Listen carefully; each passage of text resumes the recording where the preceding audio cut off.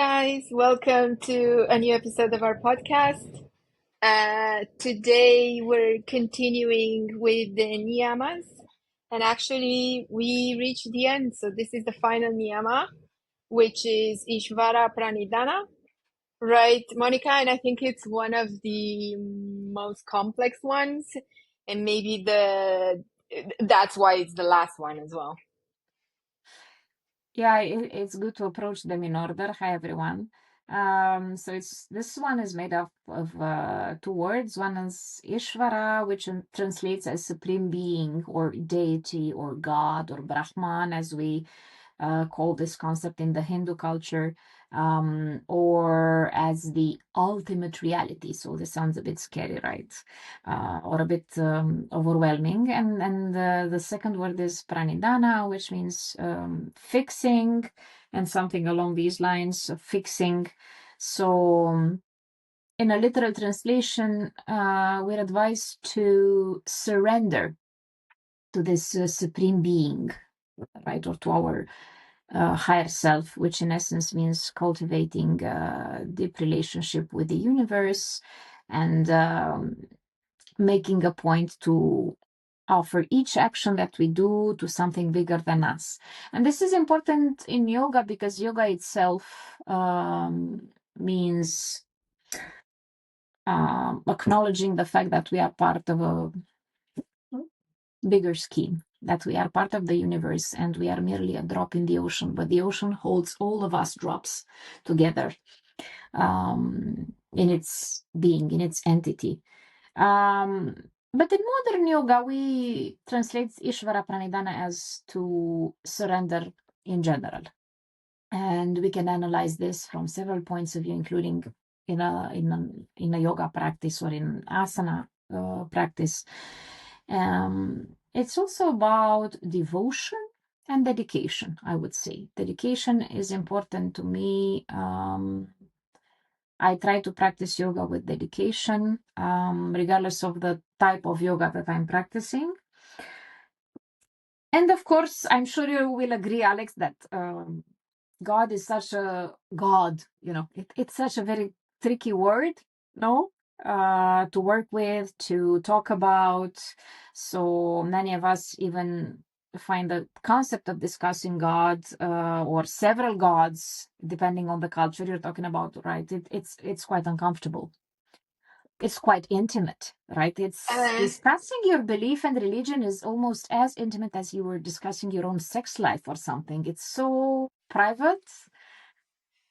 Yeah, it's personal, and I think it's a heavy concept, probably a dense one.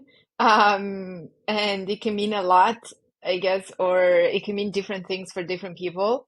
And I think um when you say God in this instance, in regards to this niyama, you don't necessarily mean like the one religion, right? Or one specific, let's say, God um, in let's say Christianity or something like that, I would imagine.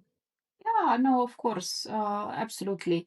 Um, it's just this idea that there's something bigger than ourselves out there, or maybe there's something that created us, or maybe it is not us humans who are the most sensitive, sensible, wise, smart, perfect perfect beings. Maybe there's an entity that's above us. Maybe it's just that. It depends on who you're asking. This is something very intimate, I find, very subjective. I don't like to talk about my beliefs. It's something super private, but it's just that this is the purpose of Ishvara Pranidhana. Surrendering to something that's bigger than yourself. So shifting a little bit your perspective from from ego, from the centricity towards yourself, to the expansion of yourself into the universe, and having this in mind. That's how we look at it in yoga. And another very important thing is our approach to yoga and to life in general. An approach we we are advised by yoga to have this approach of giving rather than of taking, especially and specifically because we are not alone and there's something higher than us there, that we must surrender to, and that we must offer that we must offer the fruits of our practice to, our yoga practice, and the fruits of our actions in general, and also to stay connected and open to no matter what arises. So another thing that probably should be mentioned here is that it's not about surrendering or accepting or resigning in front of in front of something. This is actually dedicating your work or the fruits of your action with abnegation to a supreme force, to the universe, to put it this way. So in actuality, it translates into very concrete terms. It's not that esoteric. It's not that volatile. No, we can see this and we can understand this. Basically leaning into every day without expectation, without having this expectation of gaining an immediate result from whatever we're doing, whether it's a yoga practice or a concrete action, following our purpose. So just placing our consciousness into this higher power, into the supreme will. I mean, of course, it sounds a bit, a bit complex. And it is said that if you master this one, you have already attained. You don't need to do anything else. You have already attained liberation in yoga and so on and so forth. But Ishvara Pranidhana is also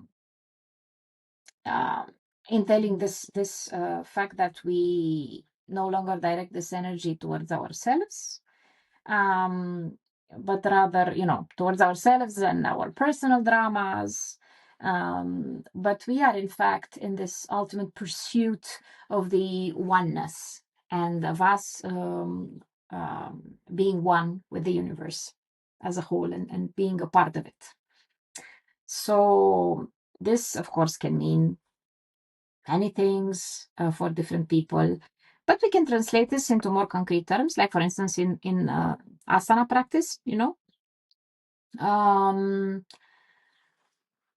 like, for instance, how to put it, knowing when to rest in a very exhausting or physical or demanding or provocative, challenging yoga practice. It's about understanding that it's not us who make or do or build everything. It's about surrendering into that moment that will propel us forward, that will, that will make us progress.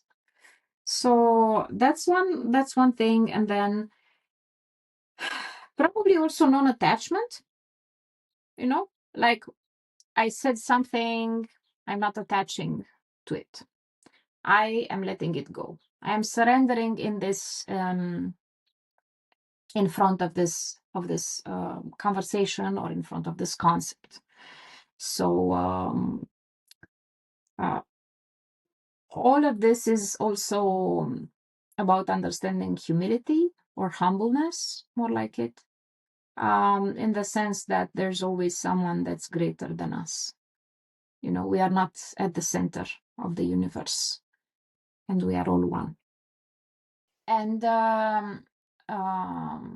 some of the ways that we can practice Ishvara Pranidhana on the mat is this how to put it, this non-attachment that we can apply as well to the actual poses that we make, that we do, that we perform with our bodies. Because it's all about the journey, it's not about the destination. So of course we need to do a lot of deep, consistent, lengthy work to get into a handstand, for instance, or into a whatever yoga pose, whatever yoga asana our body finds challenging. But the point is to not make your purpose to get there. The point is to be super immersed in the work that you're doing to get there, to the final pose. So that's what yoga advises us, and that's what Ishvara Pranidhana is about, surrendering to the process. Also, it's about lightening up and not being so uptight and stiff, I think. So if we approach something with enthusiasm, not with a straight face, but with a relaxed face, both figuratively and in the proper sense of the words, the whole process becomes easier, smoother, more fluid, and we'll get there in no time. We'll get there in less time than projected. And of course, it's also about staying open-minded. The body can surprise us at times, so having faith in something bigger than ourselves, and having faith in the process of work that gets us into an asana is, it releases some stress, and eventually we'll get there. So it's about not being so uptight, I guess, in the practice. What do you think? So first off, I feel like that's a general rule, right? And kind of all the guidelines we've talked about so far allude to it, one way or another, right? And maybe that's why this one is the last one, as we said, and it's the one that you said, if you master this, you're good, because it kind of encompasses a bunch of the others. Mm. Um, so I agree. What I would say though is like, what do you say to the non-believers, right? So to speak, because we all know, right? As there's different people believing in different things, of course, from actual Christianity and, religion there to different other, types, as well. And the yogis that maybe believe to your point in the universe, or, God can mean different things. But there's also people that, just generally don't believe in a greater power at all, or, greater anything. Um, so what would you say to those people that, might be interested in practicing yoga, or might even practice yoga? Who knows? It's a bit naive to think that the humans are the wisest forms of existence in the universe, and that we are the supreme beings. But of course, this is a subjective statement, so I truly don't know what I would say to the non-believers. Fortunately, yoga is just a system, and the system we can be in this system, regardless of our religious orientation. And I wouldn't say that Ishvara Pranidhana is about surrendering to God any longer in 2024. In this day and age, it's about accepting that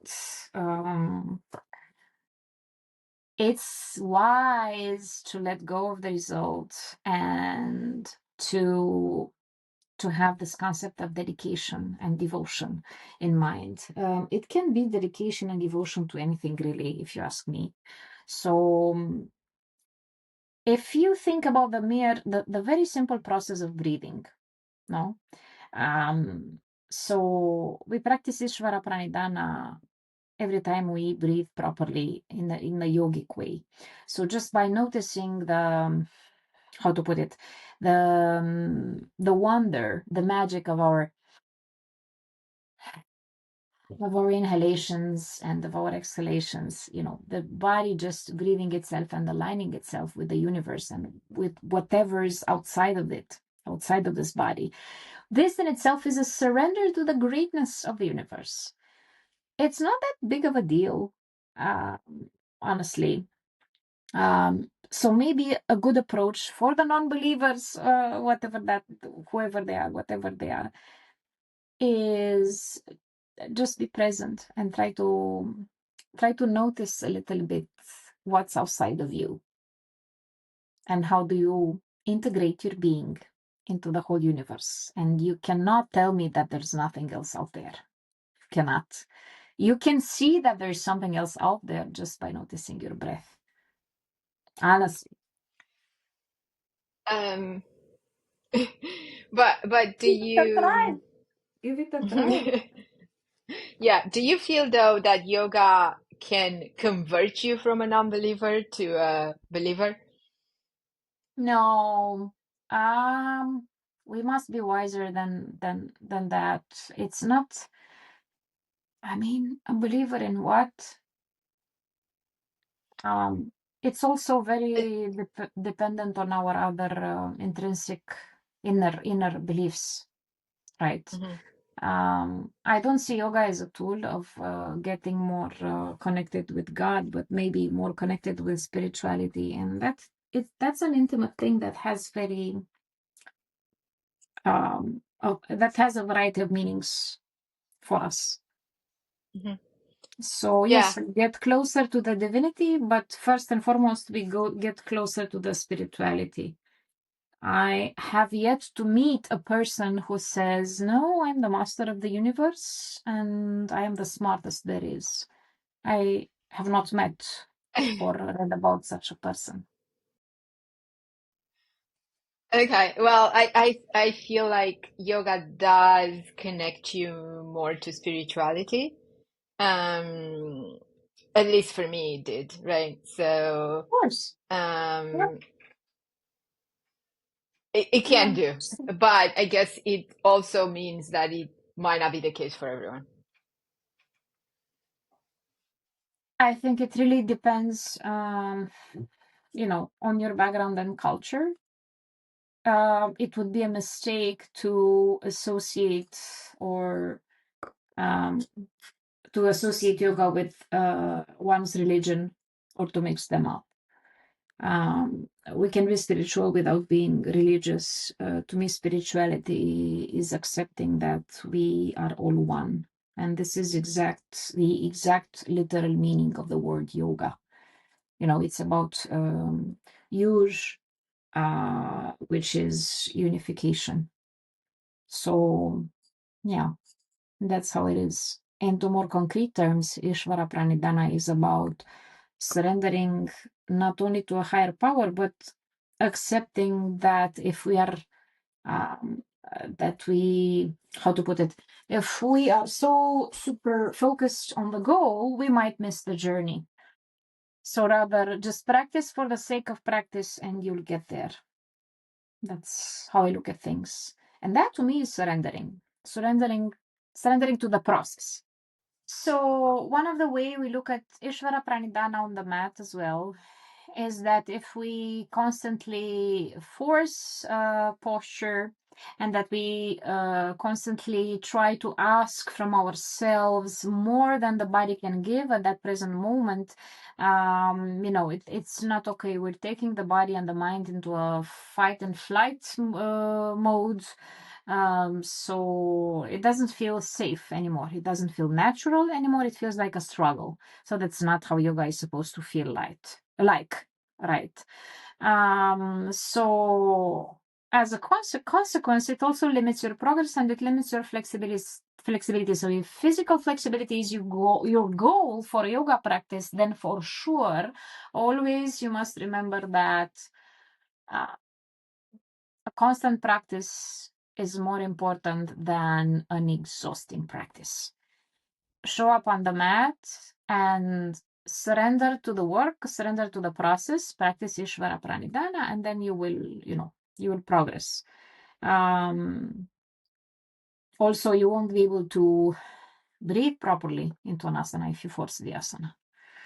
And we know how important the breath is and how much of a great way it is to progress in yoga and how much it truly connects us with our inner being and with the universe.